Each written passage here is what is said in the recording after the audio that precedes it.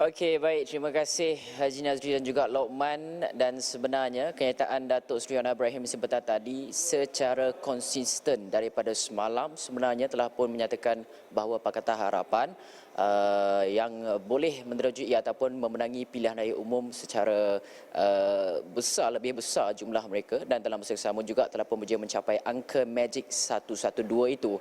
Dan ketika mana saya menghadiri semalam di sidang media Datuk Seri Anwar Ibrahim mengumumkan perkara berkenaan, beliau ada menyebut tentang beberapa dokumen dan difahamkan bahawa kenapa sidang media itu dibuat ketika mana beliau telah pun dikatakan memperoleh majoriti, dan persoalan dia pada ketika ini terlontar kepada kalau kata Datuk Seri Anwar Ibrahim tiada majoriti, kenapa sidang media itu dibuat. Dan dalam kenyataan beliau juga semalam menyatakan bahawa beliau telah mempunyai sokongan, dan kita juga difahamkan bahawa cakap-cakap di media sosial dan sebagainya menyatakan bahawa terdapat satu surat. Surat ini diutuskan oleh Datuk Seri Dr. Ahmad Zahid Hamidi dan kepada Datuk Seri Anwar Ibrahim semalam. Sebab itulah kenapa Datuk Seri Anwar Ibrahim adakan sidang media semalam sekaligus menyatakan pendirian bahawa PH mempunyai majoriti untuk membentuk kerajaan. Itu cerita semalam, disusuli dengan kenyataan terbaru Datuk Seri Anwar Ibrahim hari ini bersekali dengan kenyataan baharu 15 minit lepas kita terima daripada Datuk Seri Dr. Ahmad Zahid Hamidi yang sedikit sebanyak memberikan hint kepada kita semua sebagai rakyat Malaysia yang masih lagi tertanya-tanya siapakah yang akan membentuk kerajaan. Saya berada di sini sejak daripada petang tadi melihat kepada 3 mesyuarat UMNO dan juga Barisan Nasional yang sepatutnya berlangsung di sini tetapi dibatalkan 2 daripadanya. Yang hanya berlangsung adalah mesyuarat Biro Politik UMNO pada sebelah pukul 12 tengah hari tadi yang dihadiri oleh beberapa pemimpin, antaranya Khalid Nordin, Abdul Rauf, Bung Mokhtar, Noh Omar, Johari Abdul Ghani dan juga Jazlan Yaakob antara yang hadirlah. Kemudian kita juga difahamkan pada saat-saat akhir mesyuarat MKT UMNO dibatalkan. Kalau tidak ada mesyuarat tergempar hari ini, dibatalkan pada saat-saat akhir. Dan dalam masa yang sama juga mesyuarat Majlis Tertinggi Barisan Nasional yang sepatutnya diadakan pada pukul 8 malam tadi juga dibatalkan. Dan ini membawa kepada kemungkinannya apa adalah kerana kemungkinannya terdapat ahli-ahli Barisan Nasional yang telah pun memenangi kerusi Parlimen pada PRU yang ke-15 mempunyai pendapat yang berbeza dengan Presiden Datuk Seri Dr. Ahmad Zahid Hamidi. Dan kita juga difahamkan bahawa terdapat beberapa perjumpaan dilakukan oleh beberapa ahli Parlimen BN di kediaman Datuk Seri Syamuddin Tun Hussein. Itu antara cakap-cakap. Sebab itulah Isra Awani bergegas menghantar wartawan ke sana kemari apabila ada saja sebarang spekulasi, sebarang maklumat, sememangnya kita akan selidik terlebih dahulu perkara berkenaan. Dan itu antara perkara yang kita lihat. Dan kita juga dapat saksikan bahawa kemungkinan besar MKT UMNO terbahagi kepada 2 pada ketika ini, yang ingin stick kepada keputusan PAU yang telah menyatakan no DAP no Anwar, ataupun melihat kepada konsensus baharu, jajaran baharu yang ingin dibawakan oleh mungkin yang ingin dibawakan sendiri oleh Datuk Seri Dr. Ahmad Zahid Hamidi untuk bekerjasama dengan Pakatan Harapan. Itu antara cakap-cakap politik, spekulasi masih lagi bertebaran yang boleh kita kaitkan.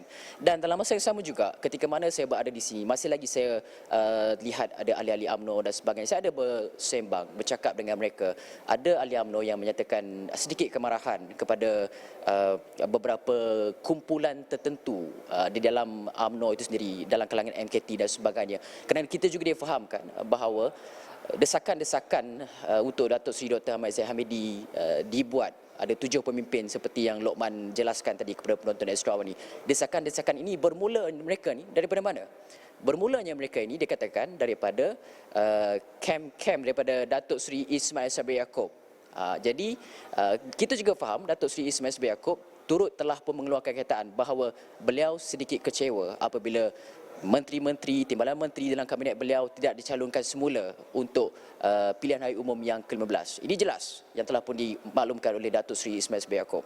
Dan dalam masa yang sama juga terdapat juga protes ataupun gerakan-gerakan untuk mendesak Datuk Seri Ahmad Zahid Hamidi meletak jawatan daripada kumpulan-kumpulan ini. Itu antara kata-kata yang sempat saya bersembang dengan ahli UMNO yang berada di sekitar sinilah untuk melihat kepada perkara yang berlaku, pergolakan dalaman yang berlaku pada ketika ini.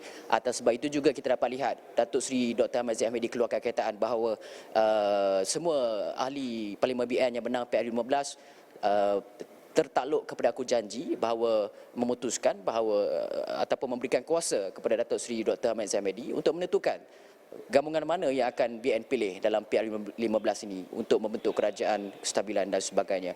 Dan itu antara perkara yang dapat kita saksikan.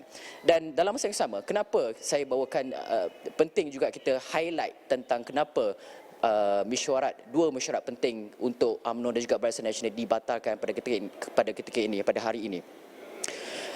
Seperti yang saya jelaskan tadi, kemungkinan ada dua kamp. Dan dalam masa yang sama juga, jika mesyuarat itu diadakan, adakah boleh, adakah berkemungkinan protes-protes yang mungkin dibawakan oleh ataupun digerakkan oleh kumpulan-kumpulan yang tidak mahu Pakatan Harapan, Nordin Epino Anwar ini, adakah membolehkan mereka membawa usul di dalam mesyuarat khas tersebut untuk tidak bersetuju dengan Datuk Seri Dr. Ahmad Zahid Hamidi ataupun membawakan usul untuk mengenepikan Presiden itu sendiri.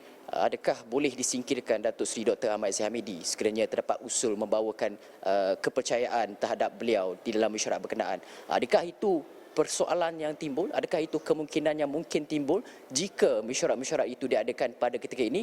Kerana kita dapat lihat dengan jelas bahawa terdapat dua kamp pada ketika ini untuk MKT UMNO.